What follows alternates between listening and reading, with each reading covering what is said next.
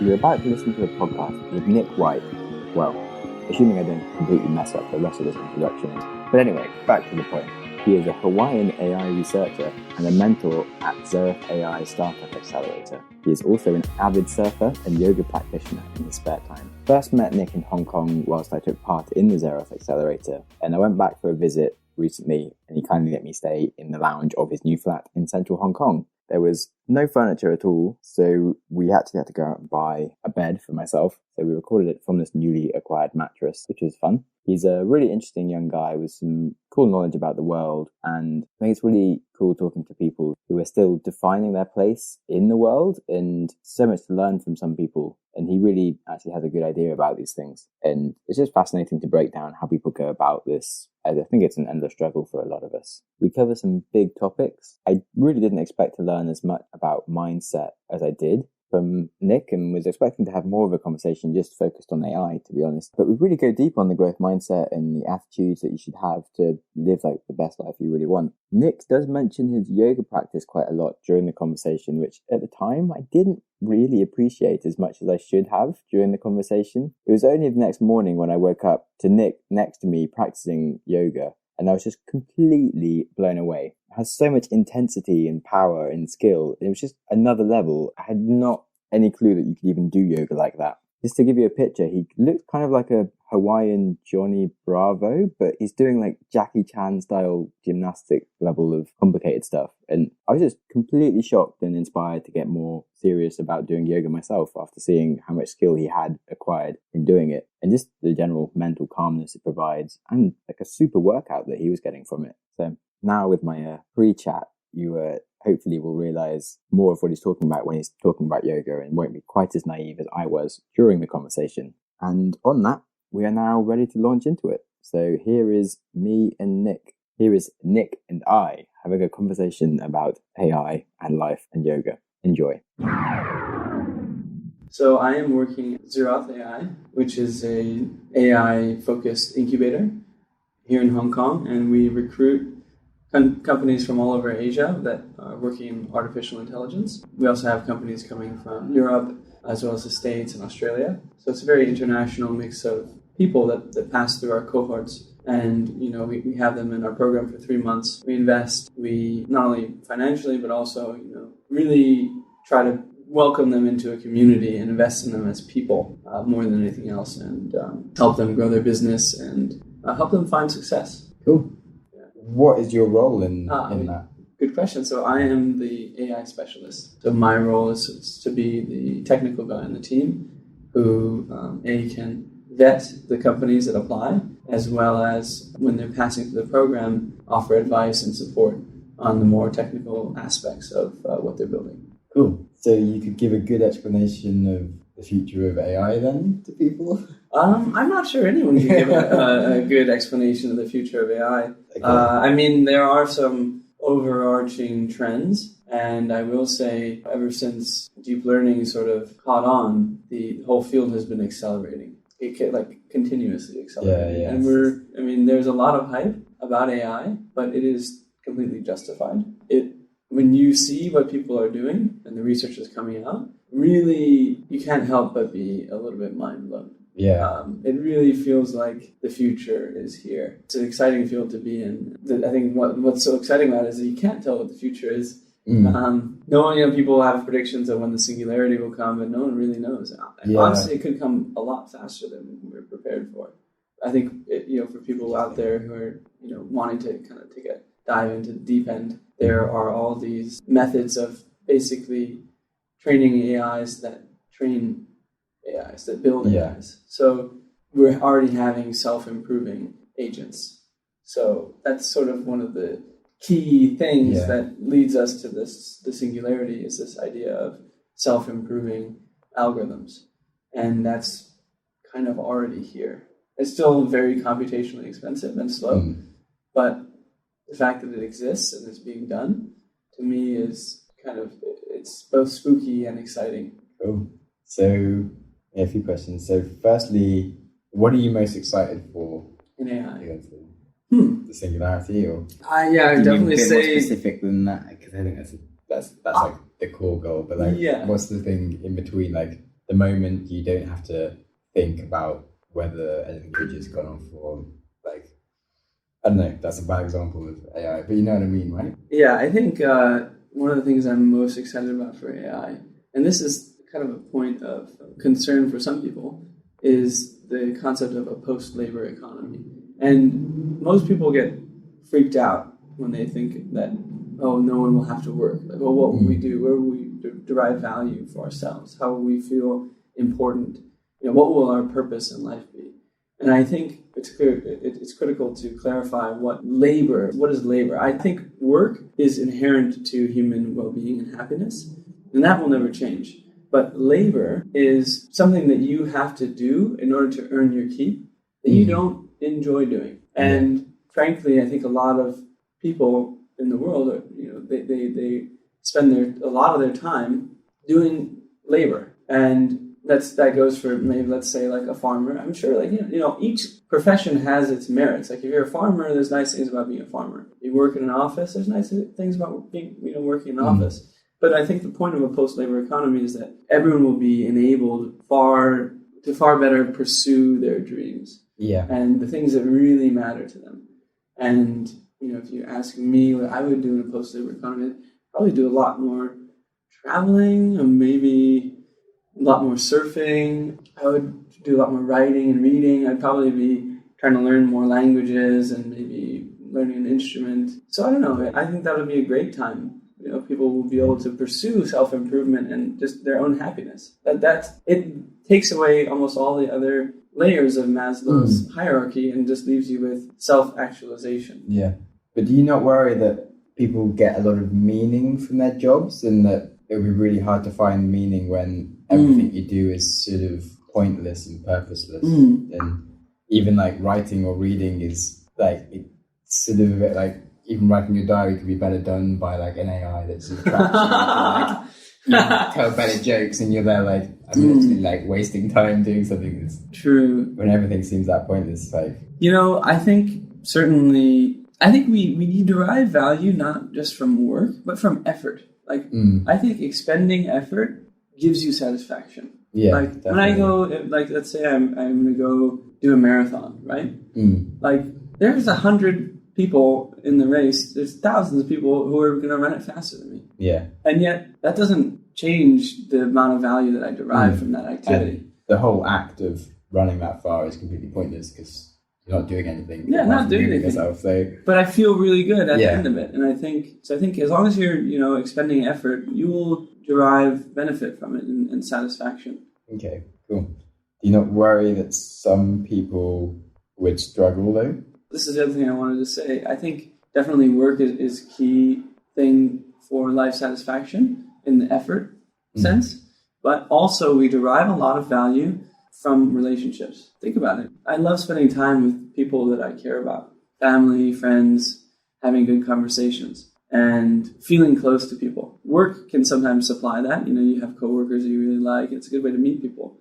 But it can also be the opposite. It can also be the opposite. And I think in a post-labor economy, it won't be like, oh, I can't go home to see my family because I have to work. Yeah. It's like, oh, well, if I want to go home and be with, my parents for a little bit, I can go. Or, oh, my friend's wedding is happening here. Like, I'm going to be there. Or even just on a casual weeknight, I can spend the time with the people I love. Yes, something I've really appreciated working remotely and being able to kind of go through the list of people that I've been meaning to visit for like so many years and go to the places that I've always wanted to tick off. And it's nice to have the more sort of space and time to do these things, which I feel everyone deserves to have, really. Yeah. And yeah, it seems wrong that people are just stuck in jobs not being able to do these things. So yeah, cool. Positive about the future. What AI books, if any, would you recommend? I think so. If you're looking for technical stuff, there's sort of the Holy Grail, which is Deep Learning, I think by Yoshua Bengio.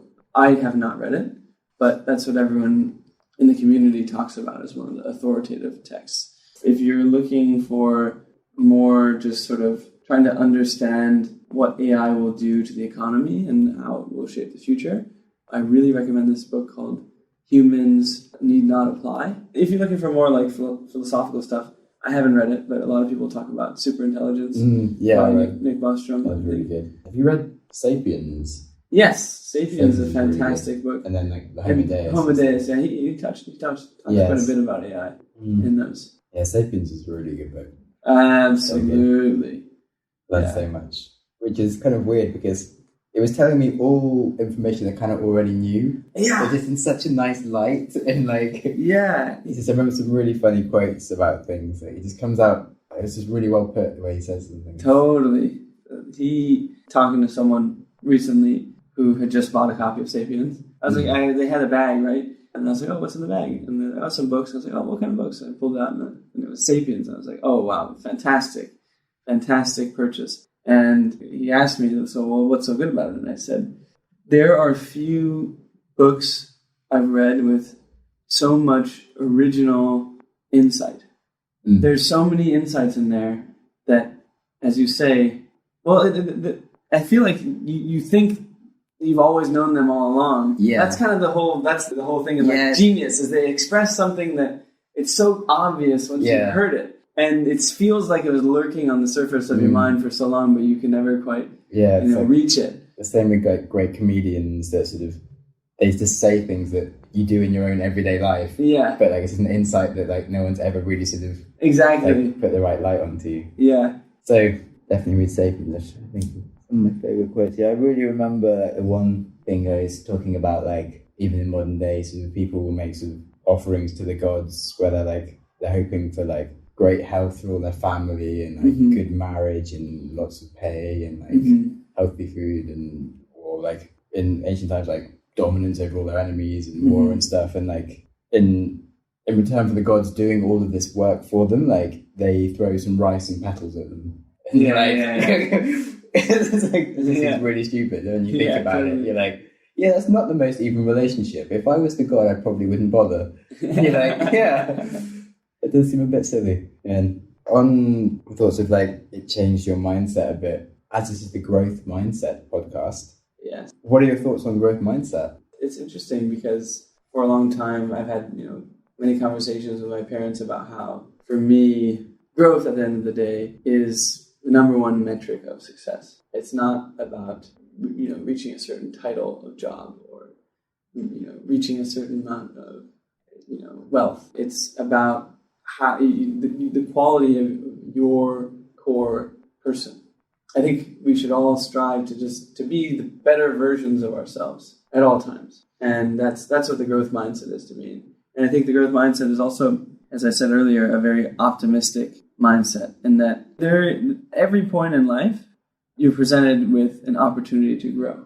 And it's just your own mindset that determines whether or not you will grow from that. If something bad happens to you, you can lament it and you can pout and you can take it badly, or you can take a step back and say, that was really unfortunate, but I'm going to learn from it and I'm going to become better because of it. And all of a sudden that transforms that whole situation, that event, or whatever, from something regrettable to something that you're grateful for.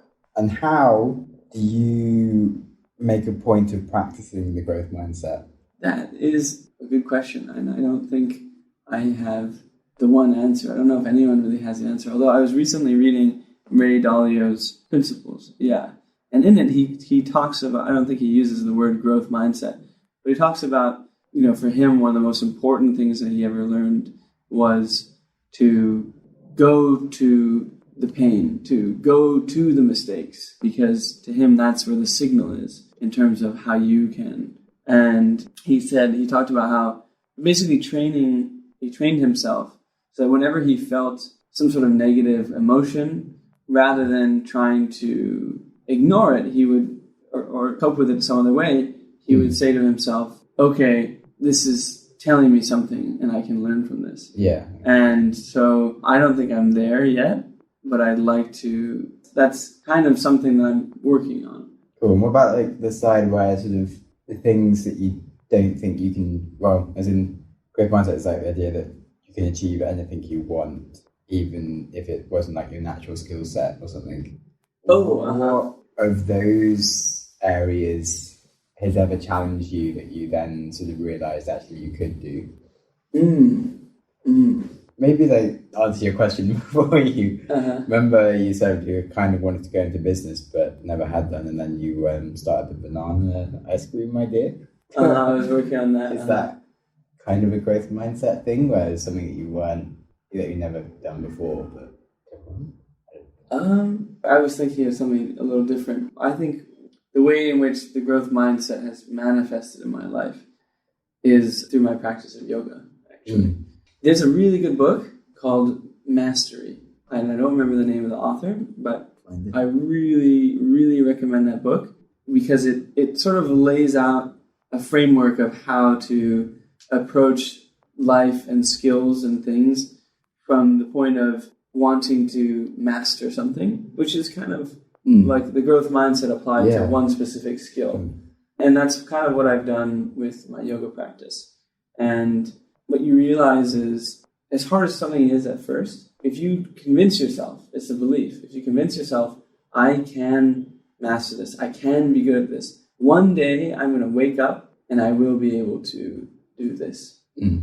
That faith and that belief gives you the motivation and the drive to go and work on it day after day for years until you finally arrive there. And that's where I'm at with my yoga practice. I've been practicing for almost 2 years now. Seriously, I mean, I practiced more casually before that, but I try to practice every morning, and it's deepened so much, and I'm now at a level where I never thought I would ever be. Yeah. And it's amazing to see that growth and to manifest it. And it sort of feeds into itself, right? So now I achieved that with yoga. It's now easier for me to apply it to other parts of my life because I know now, like, okay, I just have to be patient. I have to believe, and I have to work on it for a long time and not lose my focus. But if I do all those things, then I can achieve, great results. Yeah. I think I had like the same thing with like guitar when I was younger. Oh yeah. It's so hard initially, and like just trying to practice for like even 10 minutes is like really painful. Totally. And then like you're making noises that are crap anyway. Exactly. And, like, it's quite unfulfilling, but like the more you practice, the better it gets. And then after like a few years, suddenly you're playing for like an hour at a time, like 2 hours, and you can carry on playing for more, and it's really, really enjoyable. And it just sort of teaches you that actually, you can get to where you want to be on something if you just sort of put in time. Exactly. I want to try and get people to tell me their favorite parable. I always think of the tortoise and the hare, just because that's the classic one. I think that's very applicable to the the growth mindset in a lot of ways. Is that the hare? It's so tempting in today's culture. I think we get kind of bombarded with media that tells us we need to be perfect now, we need to be successful now, and so even as young people, if you're not fucking Mark Zuckerberg by the time you're 25, then you're not a failure. Then you're a failure. It's very oriented towards fast results, and I think the reality is, on a path of mastery, on a path of growth, you can't be the hare. You will burn out. You need to be the tortoise. You need to come, as I said with yoga, day after day for years, and that's the only way that you'll really make lasting improvements. Yeah, that's really true. Nice parable. And do you have any sort of self-parables, like lessons that you learned the hard way? Like a story of... Lessons I've learned the hard way. I think something that I've learned the hard way is for a long time, I've lived in a way that's very like free form. I like to be spontaneous. I like to have freedom. I like to be able to make my choices and feel open, I guess. And what that kind of led me to do, and I was fine, like, my college years and stuff like that. As I've gotten older, I realized that in order to get the most out of life, you have to plan ahead and you have to commit to things. You have to be more decisive. And I think my, being flexible and being spontaneous was kind of an excuse for me to be indecisive. It was a way for me to kind of postpone the big decisions and to close doors. I always just want things to be open. But the reality is, if you keep everything open, then get the most out of those few close things. all the doors. Yeah, you kind of close all the doors. Exactly. Yeah. And that's what's something that's been hard for me to learn.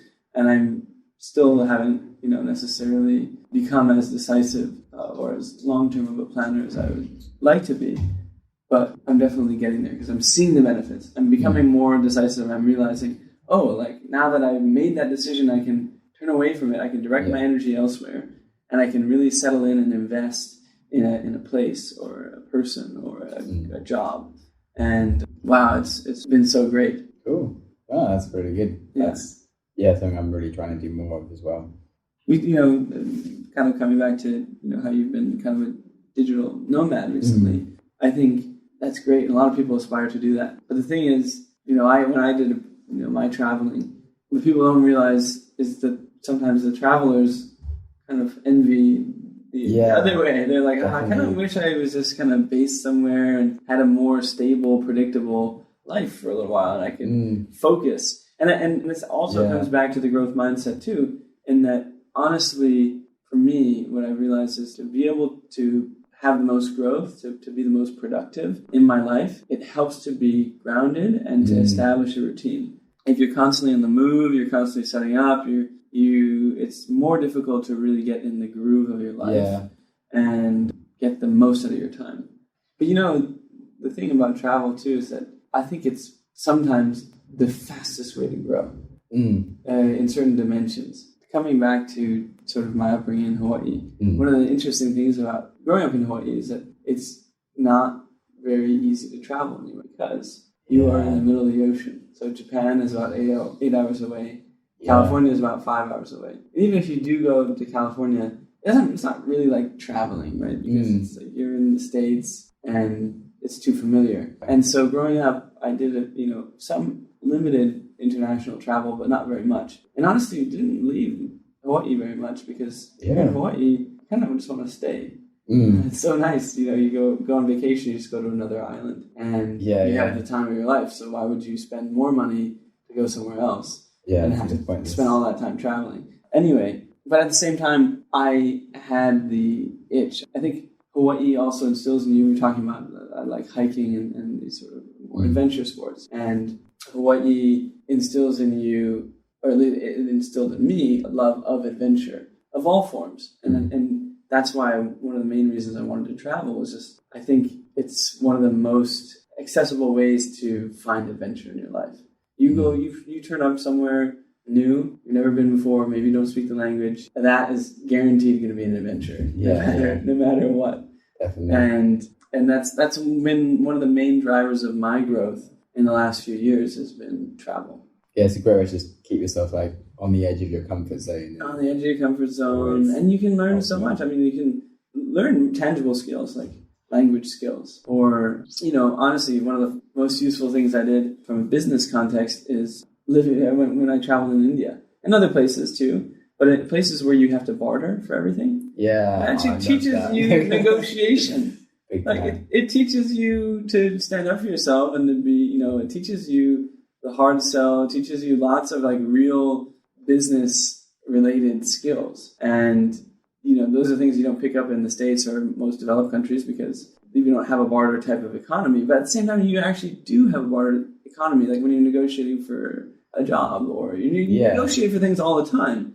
So it's a real skill. So anyway, that's just one example of, how traveling will, teach you things that are hard to, gain in other ways. Yeah, I totally agree. That's such a valid point. There's so much to learn from traveling that you can't really learn from any degree or book. And that leads into my next question, actually, is what you can learn from starting a business. And I'd love to hear your story of the first banana ice cream business that you started. Yes. In my senior year of college, I was at a friend's house, and they had this trippy machine called a Yonanas machine. And what you did was you took a frozen banana and you put it in this like grinder thing and you shoved it through, and out came this sort of frozen yogurt type of banana soft serve thing. Cool. And it was delicious. Like a 99 Mr. Whippy, but... Yeah, kind of like a dense like ice cream. Yeah. Banana ice cream. And then, so then I got very interested in it. I thought, oh, this would be like, it's vegan, no added sugar, blah, blah, blah, and it's also just delicious. Like the texture and the flavor and everything's really good. So I started experimenting a lot with that. Just blending it up basically in a Vitamix or a food processor, experimenting with recipes, getting really into it. I would go to drive to Trader Joe's in my friend's car and fill up the trunk with bananas, because Trader Joe's has bananas for 19 cents a pop, which I think is one of those things in retail where they underprice one item to get people to come into the store. Yeah. Because I can think about it, I would pay $20 and each dollar is 5 bananas. So if $20 buys you 100 bananas. Can you believe that? So I would go and fill up the car with 100 plus bananas, and then I go and peel them all and freeze them. And then I'd experiment with recipes. And then I was very serious about trying to make that into a business, but then I was struggling with a way of, if I were to do it I thought maybe, is it a retail thing, or do I want to freeze it and it's a packaged product? So I kind of explored both avenues. And the problem with the retail side was that there wasn't a good way to prepare the thing on the spot. It was a little labor intensive. And the Yonanas machine, really, you couldn't scale it up. But I was trying to work on basically how you would scale that. So Froyo, they just have normal yogurt and they freeze it as they're doing it? So that I didn't know enough about frozen yogurt worked. And so what ended up happening is I kind of lost interest in the project, and my friends carried on with it. And they ended up opening a store. And the real breakthrough came actually shortly after they opened the store. I think they were struggling with honestly trying to make the product in the way that they were, which was using kind of like food processors. And the breakthrough was discovering that rather than taking a banana that you froze and then trying to grind it up and mash it up into ice cream, you take a banana that's raw and ripe and you blend it up and then you put it into a frozen yogurt machine. And it literally does it for you, as you said. And that was a real breakthrough. At which point, when they found that out, I was considering joining back with the team and the company, but it didn't pan out. They're still working on it, and they're doing really well. But where are they doing it? In Hawaii. So those are all my best friends from high school. Cool. Yeah. Oh, that's good to see that. Yeah, actually, I have a shirt. Did you see my shirt? No? I wore it today hiking. Oh, crap. Yeah. Well, I wasn't there, so... Yeah. That's so cool. It's actually been like a sort of one of the business fantasies of mine to open like a vegan ice cream. Oh, really? Froyo place, like doing kind of. I've been making banana ice cream for a while, but just sort of normal blended. Like, you were before I ever met you. I said like, love mint chocolate chip flavor, and it's just so easy to add any flavor to. Actually, it's really very really versatile. Weird. Yeah, right. Yeah, it's pretty crazy. Like, has some rum flavoring in it. Yeah, so many things. Anyway, but yeah. Doing that as like a Froyo place and maybe doing like other like soy versions and sort of like healthy protein versions. Yeah. I was just like, so many different things. But it's just like finding the time amongst all my other business ideas and things to do. Yeah, I think to me it's been bittersweet watching my friends find a lot of success with this company idea. But at the same time, I'm really grateful to be where I am now, doing what I'm doing, being involved in AI. And also living and working abroad is so exciting for so many reasons. And I think for me, betting on AI as an industry and dedicating my time to mastering it and being involved in the community, I think will really pay back.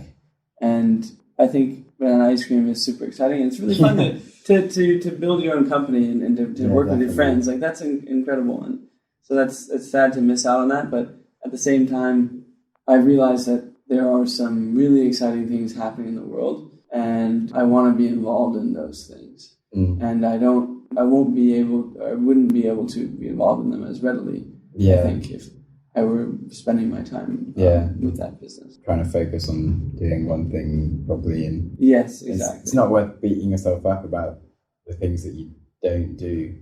Yeah. So I have so many ideas like this one. If I got pissed off every time someone did one of my ideas because I wasn't doing it, I'd just be depressed all day. But it's like, actually, I'm happy kind of sharing most of my ideas, and if someone else is doing them or already doing them, that's great, because absolutely, it was just something that I wanted to have in the world, was like a place I can go to that serves me like soft fuzz, banana ice cream is healthy. Like, if that's like becomes like all over the whole world tomorrow, that's perfect because I don't have to like think about where I can get it. I can just get it because that's all I wanted, to be able to have it. Exactly. I guess it would be fun to also do it as well. It's okay if other people do the things.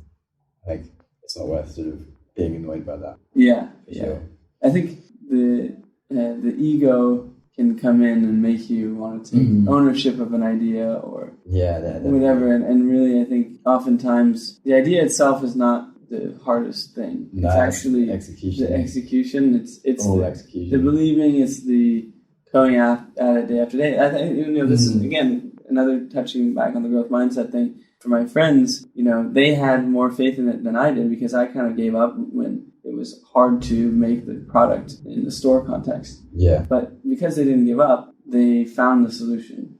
And also, starting out is pretty hard, actually. And starting any business is pretty hard. But they stuck with it, and they grew slowly and ironed things out and have now reached a level of mastery in their, banana ice cream business. And it's execution that they brought that made this a reality, not the idea itself.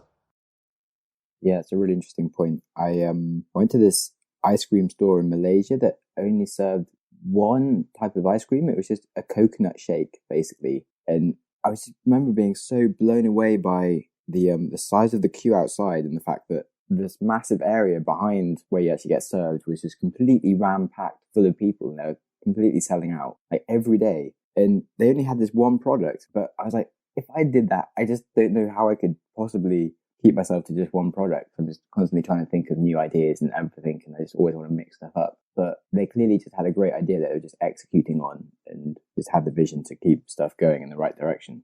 That's something that I actually tweeted a little while ago, which is that in this world, you don't have to do a lot of things well. You just have to do one thing. Yeah. You have to be exceptional at one. And again, that comes back to mastery. That's why mastery is so critical. If you want to be someone who really is adding value or is valuable in today's world, just pick one thing and do it really well. But maybe that one thing is banana ice cream. Yeah. Or maybe it's a shake. Or maybe it's AI. Yeah. Okay. Is there anything I haven't asked that you'd like to talk about specifically? Well, thinking about my practice of yoga, there are a lot of stages. And it's funny because at every stage when you're doing something, every stage of life, you always feel like, oh well, now I've arrived at my most enlightened. Now I know better, and I'm now in a place where. I mean, obviously last week I was an idiot, but like obviously today everything perfect. Yeah, or even more. It's more like on a longer time scale. Yeah. Like when I look back at myself, when I was 15. I felt like, I know the world, I know how it works, and I felt very confident in my knowledge and my decisions and my opinions and whatever else. But then looking back now, I think, wow, there's a lot that I really didn't know. I was pretty naive. And the funny thing is, I'm saying this now, and I'm 25, and I kind of do think to myself now, like, I am very confident in my beliefs. I am very really, sure of what's going on. My opinions, and yet I know that there's so much more to learn. And so that again, we're coming back to growth mindset, that no matter how sure you are of yourself at this moment in time, you're gonna learn more. Life has a lot more to teach you, no matter who you are, all the way until you're my grandma's age, and she's now 94. I'm sure she learned a lot in the years between the time that she was 24 and 94. And I'm in for it. If I do live that long, so much of my worldview will have changed and evolved by the time I get there. Cool. Yeah, no, I think that's really important. Like, just be more comfortable with kind of accepting that you don't know everything and being willing to fall flat on your face all the time. Yeah. One of my favorite things in Ray Dalio's book is his opening few lines, and he says, "I am a dumb shit." That's what he says. And it's coming from Ray Dalio, one of the most successful investors of all time. And clearly he's not a dumb shit. But what he means is, he goes on to say, the reason that I've been able to be successful is because I know my own limitations. I know that I'm a dumb shit. And so I don't pretend to be better than people or to have better ideas. It's the exact opposite. I am radically open-minded, and I doubt myself and just seek to be improved. Yeah. I want people to correct me. Like if you walk into an argument and like come out being told you're completely wrong and actually learn something from it. And our normal tendencies are to, if someone challenges us, to become defensive. And yet the way we should react is to say, oh, well, maybe actually I'm the dumb shit. So let me engage with this person that disagrees with me and see if they can teach me something that I don't know, so I can reduce my level of dumb shitness. Yeah, that's awesome. That's something I'm trying to like do on the podcast, is maybe is talking to people that you might not think would have something to learn from, but then to showcasing that actually like so many people just in the world around you are really interesting and like have stuff that you can learn about. So the people that you see in the city that you don't ever give any time for, but actually they have a whole life of like 40 years up until the moment where they bump into you and like they don't say sorry. And exactly. Carry on and like you can accept that. Yeah, and I fundamentally think that every person has little gems of wisdom and insight inside of them. And so in a way, you can learn from everyone. Everyone has something to teach you, no matter who they are. And, just because someone happens to be successful by certain measures actually does not mean that they are that much wiser or better than you or anyone else. Who would you say most surprised you with what you learned from them, and what was it that you learned? You know what? I mean, this is a perfect example. It's not a specific example per se, but you can learn so much from children. You know why? Because children they haven't built up the ego that makes them try to either appear like they know something they don't, and also they see everything with such clear and open eyes. But so, for example, like a child will ask a very like basic question. Like they see something they don't understand, and they'll just say, why? And they'll go into it, and they're like trying to understand the truth. And oftentimes you'll find out, well, I actually don't have an answer. This child, like they're asking me a question that I'm so much older than them, and I have no idea. Why do I do this? I don't know why the world works like that, actually, and I should think more about that. And other times they're willing to say things that other people aren't willing to say because they don't have a filter so much. Yeah, they don't necessarily realize that they're being rude or something. They just say how it is, how it appears to them. Yeah. And it's funny how we tend to lose that ability as we get older. Yeah, my flatmate is a coder, and he always used to get his brother to do all the UX testing on his websites. He had like this really little brother, so like when he was 8 and stuff, we'd like get him to like go through the website and just sort of say like when he doesn't understand anything, and he'd just sort of be like, "Yeah, why does it do this? I don't get it. It's stupid." Or what is this button doing? And like he found that it was way better than like getting like adults to do it. Really knew what should be going on. Yeah, exactly. Yeah, interesting insight if you want to make a website. Cool. And do you have any questions for me? I guess, what inspired you to start the Growth Mindset podcast? And how did you come on the topic of the growth mindset? Good question. So what inspired me? I guess I've been listening to the Tim Ferriss podcast a lot, and he was doing a lot of interesting interviews and things, and I kind of was already seeking out people like that often to kind of have those sort of conversations with, but I didn't always have a good reason. Yeah. And like, it just, running the podcast gave me a good reason as like a journalist to sort of just talk to those people and have those conversations. Yeah.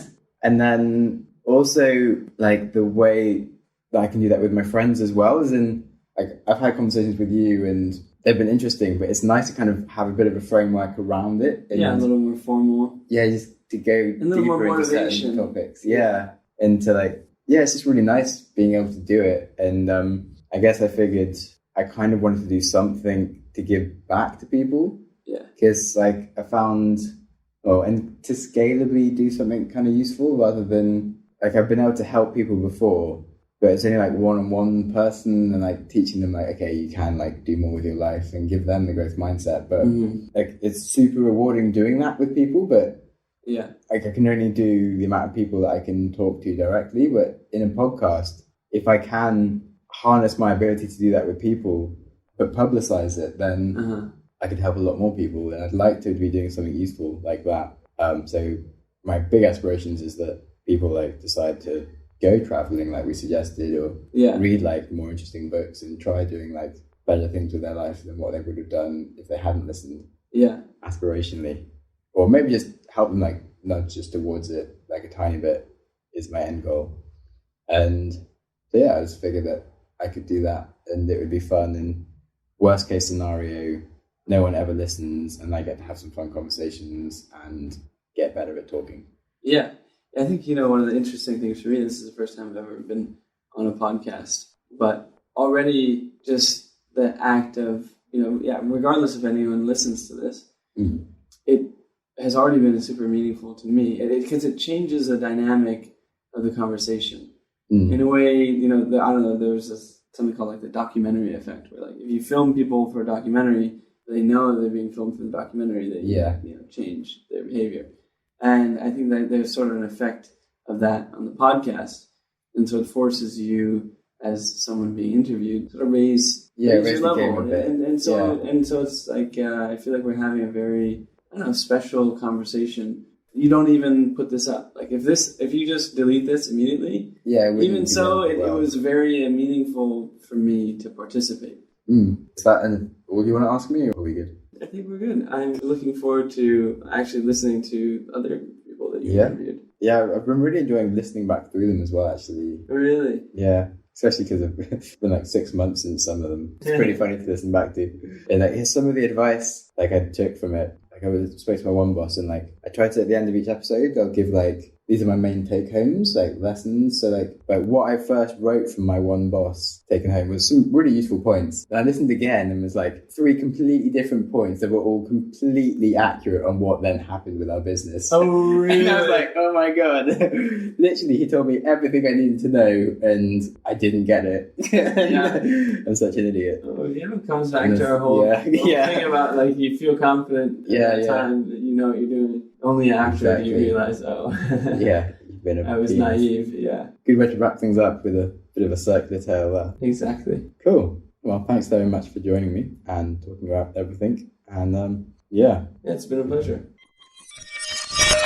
So that was Nick White. Such a great conversation that we shared, and I really hope you enjoyed it as much as we did.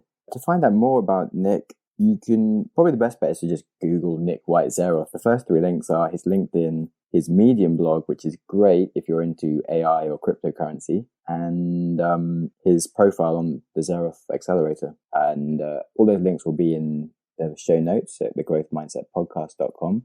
And also, if you're interested in Zeroth AI, then it's zeroth.ai. Find out more about the accelerator if you want to apply for potentially taking part with your business idea.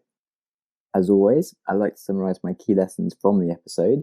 1. Mastery takes time. You can basically master anything with dedication and just by starting small. Part of the philosophy of the biggest journey still starts with a single step. If you have a passion project, there's no reason to put it off, and spending a small amount of time each day can quickly add up. Like the hare and the tortoise, just stay dedicated and methodical about your practice and don't bite off more than you can chew. This links into my next point about developing a sense of maturity in how you live and being able to make sacrifices. It's great to be free and open to any opportunity, but if you want to master something and succeed, you have to give something up. Whether that is traveling less and having a home, or planning things in a calendar far in the future and sticking to it, or just simply letting some opportunities pass you by.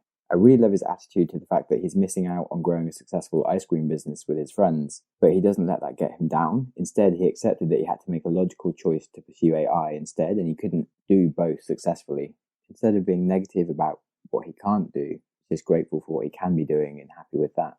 And then lastly, the importance of always growing and using things like travel to open up new ways of thinking. But it's also important to not lose touch with who you are. So it's great to be shaped by your experiences and adapt to life in different situations, but don't let yourself lose the values that make you such a great person. So like big cities can be cold places with little reason to be nice to those around you, but wherever possible, give the world a smile anyway, and make friendships with the people you come into contact with, even if only fleetingly, just because it'll make you happier in the long run, and there's no reason not to.